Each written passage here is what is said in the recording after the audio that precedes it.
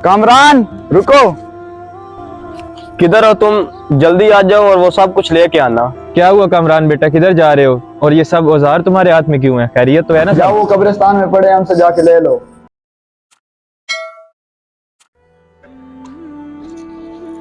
तुम्हें कितनी बार कहा है, कोई पैसे शैसे नहीं है, क्यों बार बार आ जाते हो तुम? हराम के पैसे नहीं है, मैं तो बस अपना हक मांगने आया हूँ। किसे दिया था हक? मुझे नहीं ना, तो जिससे दिया था जाओ उससे जाके ले लो। तुम अच्छा नहीं कर रहे मेरे साथ, अब देखो मैं तुम्हारे साथ क्या करता हूँ। जो करना है कर लो, मैं भी देखता हूँ तुम क्या कर सकते हो।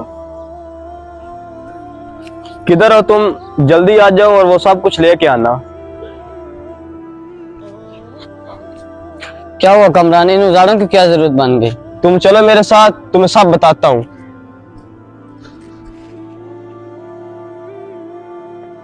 क्या हुआ कामरान बेटा, किधर जा रहे हो? और ये सब औजार तुम्हारे हाथ में क्यों है? खैरियत तो है ना सब? इमाम साहब, आज आप हमारे रास्ते से हट जाएं।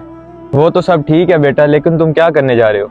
हुमायूं साहब, मैं आपके दरवाजे पर 10वीं बार आ चुका हूँ। जो आपके अब्बा ने मुझसे उधार लिया था वो आप नहीं मुझे देंगे तो और कौन मुझे देगा? आपके अब्बा तो अब इस दुनिया में रहे नहीं। मैं भी तुम्हें 10वीं बार बोल चुका हूँ, मेरे पास तुम्हें देने के लिए 1 रुपया भी नहीं है। मेरे अब्बा को दिए थे ना, जाओ वो कब्रिस्तान में पड़े, हमसे जाके ले लो। लेकिन कामरान बेटा, ये जो तुम करने जा रहे हो ये ठीक नहीं है।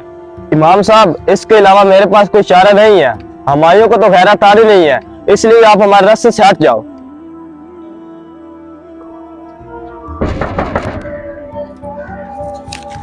जी इमाम साहब, खैरियत है, कैसे आना हुआ?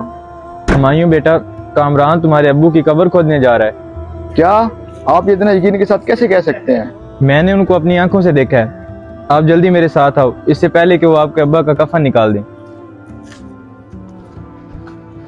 तुम उसके अब्बा की कब्र ढूंढो, मैं फातह पढ़ के आ रहा हूँ। कमरान भाई, उसके अब्बा की कब्र मिल गई है। चलो। जी भाई, ये है उसके अब्बा की कब्र। कामरान रुको।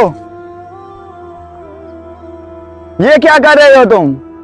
तुम्हारे अब्बा से अपना उधार वापस लेने आया हूँ। तुम्हें शर्म आनी चाहिए। जब तुम्हें उनकी औलाद होकर शर्म नहीं आई, जाओ अब्बा से ले लो, तो मुझे शर्म क्यों आएगी?